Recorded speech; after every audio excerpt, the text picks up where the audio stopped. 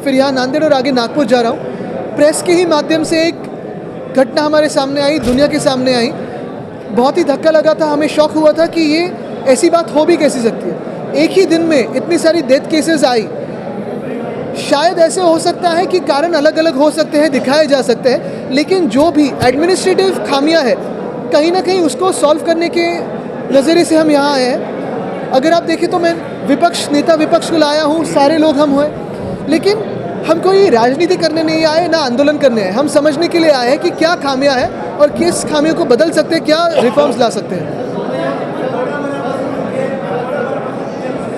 आपल्या सर्वांना माहिती आहे, गेल्या आठवड्यात ज्या घटना घडलेल्या आहेत, मग नांदेडमधल्या इकडच्या रुग्णालयात असतील, छत्रपती संभाजीनगर असेल, नागपूर असेल, आपल्याच माध्यमातून ज्या काही बातम्या येत होत्या त्या एक अतिशय धक्कादायक होत्या।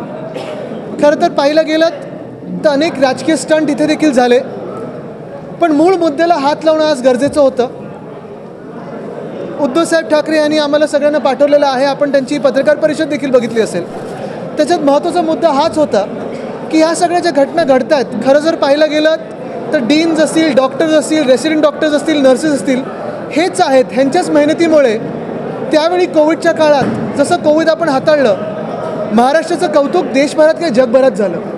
मग नक्की आत्ता काय वेगळं झालेलं आहे जेणेकरून ह्या घटना बदललेल्या आहेत किंवा प्रसंग वेगळे आलेले आहेत? एक सगळीकडेच लक्षात येत आहे, ज्या ज्या डीनसोबत आम्ही बोलतोय, डॉक्टरसोबत बोलतोय, की औषधं ही आधी जी हॅफकिन घ्यायची, आता प्राधिकरण काहीतरी वेगळं झालेलं आहे आणि औषधांचा पुरवठा जो व्हायला पाहिजे होता तसं झालेला नाही।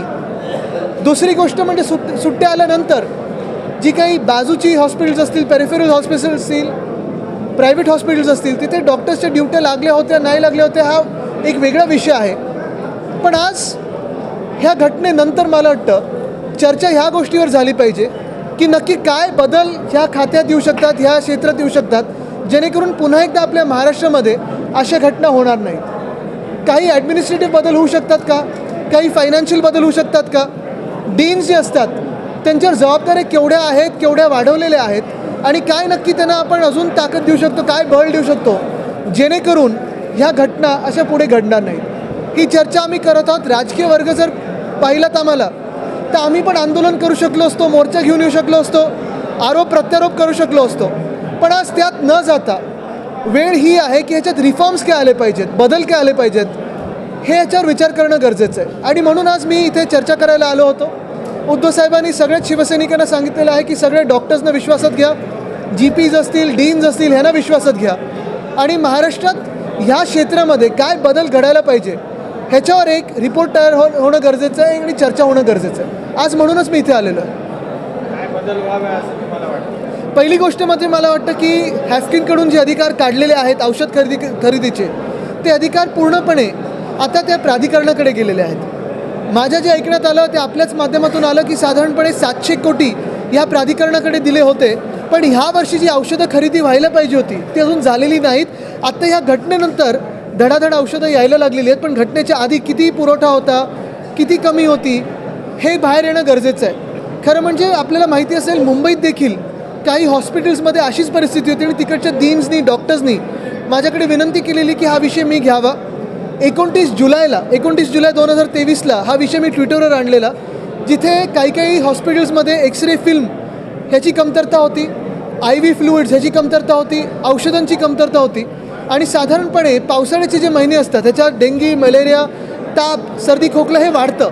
ही औषधं आधीच घेणं गरजेचं असतं, त्यावेळी ही घेतली गेली नव्हती। कदाचित पहिलं वर्ष असं असेल अनेक वर्षातून ह्याच्यात कमतरता आपल्याला दिसायला आली।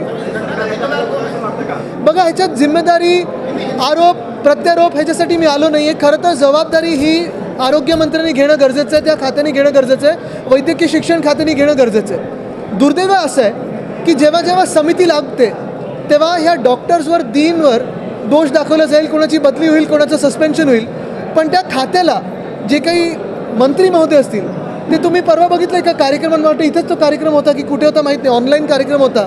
आरोग्यमंत्र्यांनी मस्त बोलून टाकले की माझी जबाबदारी नाही, मंत्रिमंडळाची जबाबदारी। पण ही जबाबदारी मंत्रिमंडळाची जी असली तरी कोणीतरी घेणं गरजेचं आहे। खरं इथे अशी बातमी आल्यानंतर जे घटनाबाह्य मुख्यमंत्री त्यांनी येणं गरजेचं होतं, का नाही आले? ते सगळीकडे गरागरा फिरतायत राजकीय हेतूने, पण इथे का नाही आले? आता इथून मी पुढे नागपूरला चाललो आणि परत एकदा सांगतो मी, ह्याच्यात राजकारण बिलकुल आणत नाही आहे, पण जे बदल घडणं अपेक्षित आहे राजकीय वर्ग म्हणून ह्याच्यावर चर्चा सुरू करणं गरजेचं आणि म्हणून मी इथे आलेलो आहे.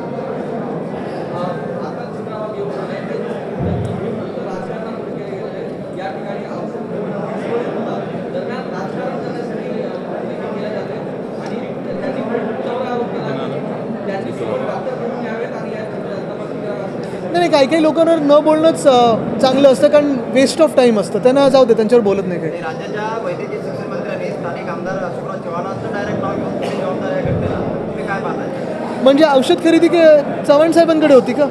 महत्त्वाची गोष्ट हीच आहे बघा, ह्याच्यासाठीच मी आलो आहे पुन्हा एकदा, की आरोप प्रत्यारोप मला करायचे नाही आहेत. चला चर्चा तर करूया, काय गडबड आहे ह्याच्यात. आत्ता परिस्थिती अशी आहे की प्रेसने हा विषय घेतला म्हणून तो जनतेसमोर आला, आपल्या माध्यमातून आला, आणि ते झाल्यानंतर हायकोर्टाने सुमोटो ह्याची केस घेतलेली आहे.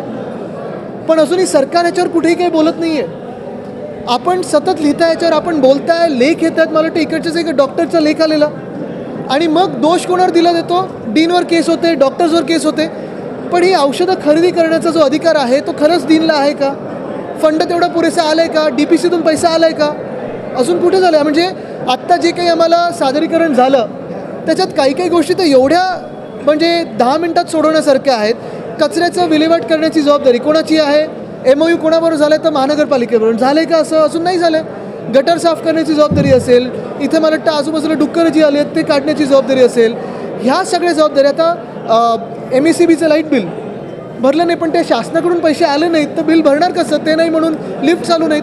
ह्या काही गोष्टी जर त्या खात्याच्या मंत्र्यांनी इतर खात्यांना बोलवून 10 मिनिटात सोडवण्याचा प्रयत्न केला तर होऊ शकतं. आणि मी परत एकदा सांगतो की मी अजून ह्याच्यावर विश्वास ठेवायला तयार नाही की जे डॉक्टर्स आणि जे डीन दिवस रात्र जीव तोडून काम करतात, इमर्जन्सीमध्ये कधीही लोकांची मदत करायला पुढे येतात, त्यांच्यावर दोष किंवा गुन्हा टाकणं हे मला मान्य नाही. ह्याच डॉक्टर्स, नर्सेस, ह्याच रेसिडेंट डॉक्टर्समुळे, ह्याच डीन्समुळे महाराष्ट्राचं कौतुक आणि तत्कालीन मुख्यमंत्री म्हणजे उद्धव साहेबांचं कौतुक जगभरात झालं. पण आज परिस्थिती अशी आहे की इतर प्रशासकीय काही गोंधळ चालू आहे आणि म्हणून ह्यांना सपोर्ट नाही. खरं हे जे डीन्स आहेत त्यांचं पहिलं काम असतं शिकवणं. ह्यांना तेवढं वाव मिळतं का शिकवायला जेवढं यांच्यावर आत्ता प्रेशर आहे तेवढं? तर कुठे ना कुठेतरी ह्या लोकांचा विचार करून ह्यांना विश्वासात घेऊन आपण काम पुढे नेणं गरजेचं आहे. आणि म्हणून एक जबाबदार राजकीय पक्ष म्हणून आणि विरोधी पक्ष म्हणून इथे आलो आहे मी. कोणाचंही नाव न घेता जे काही मंत्री वगैरे राजकारणात लागलेत त्यांना लागू द्या. राजकीय चर्चा चला तुम्ही आणि आम्ही, प्रेस आणि आपण सुरू करूया की महाराष्ट्रात बदल ह्या क्षेत्रात काय घडले पाहिजेत.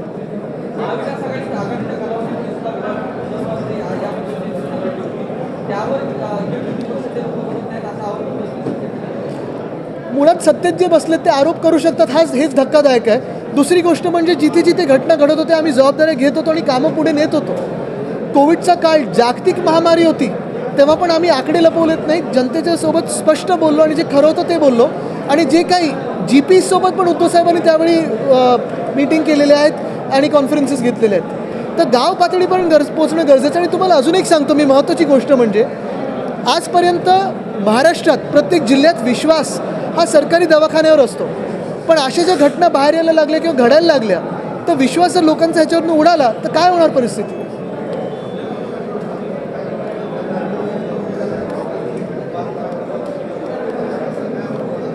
मला वाटतं पहिली गोष्ट ही समजणं गरजेचं आहे की मुंबईत देखील काही काही हॉस्पिटल्सना सांगितलं होतं की CSRमधून 20 लाखापर्यंतची खरेदी करा.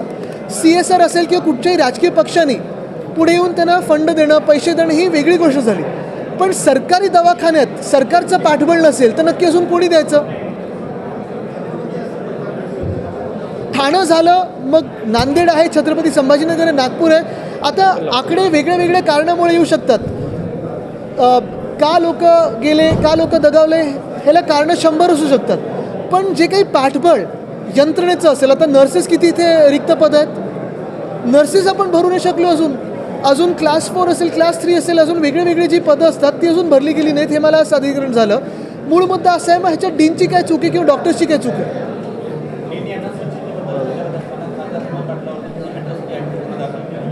पण अटक होणार आहे का? आणि असे स्टंटबाजीतून होणार काय? मूळ मुद्दा असाच आहे, तुम्ही सरकारमध्ये गद्दारी करून बसलेला आहात ना, मग चला सरकारला कामाला लावा. स्टंटबाजी करून काही होणार नाही आहे, खोटं बोलून काही होणार नाही आहे. काम हे तुम्ही सरकारमधून करणं गरजेचं असतं. जेव्हा तुम्ही सत्तेच्या पदावर बसता तुमचा पक्ष जेव्हा जो तोडलेला आहे आणि चोरलेला आहे तो सत्तेत बसलेला आहे, घटनाबाहेर जरी असला तरी खोके आमदार विकत घ्यायला आहेत तुमच्याकडे, औषधं विकत घ्यायला नाही आहेत.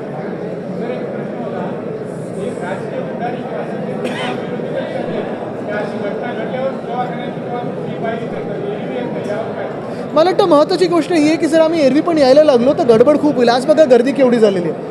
मुख्य गोष्ट हीच आहे की जे सत्तेत बसले असतात त्यांना जेव्हा अशा काही न्यूज रिपोर्टिंग येतं, आपल्या माध्यमातून ही केस आल्यानंतर जबाबदारी येतं. 10 दिवस झाले मुख्यमंत्री आलेत का रिव्ह्यू घ्यायला इथे? हे सगळं जरी असलं तरी जी रिक्त पद आहेत ती भरली जाणार आहेत का? टाईम बाउंड होणार आहे का? कारण परत परत आपण ऐकतो आता आम्ही भरणार, मेगा भरती होणार आहे का? औषधं जी खरेदी करायची होती ते प्राधिकरण कोणाच्या अंडर आलेलं आहे? ते प्राधिकरणाचे जे अध्यक्ष आहेत ते त्याच्यावर काही बोलणार आहेत का की जबाबदारी झटकून देणार आहेत? मुख्य गोष्ट हीच आहे की ज्यांची जबाबदारी आहे सरकारी पक्षामध्ये किंवा सत्तेत, शासकीय असेल प्रशासकीय असेल, ती घेणं गरजेचं आहे. नाहीतर काय होतं, एखादी समिती बसते, IAS किंवा IPS अधिकारी किंवा डीनची बदली होते, सस्पेन्शन होतं, पण राजकीय लोक जे ह्याला जबाबदार असतात त्यांच्यावर काही पुढे कारवाई होत नाही.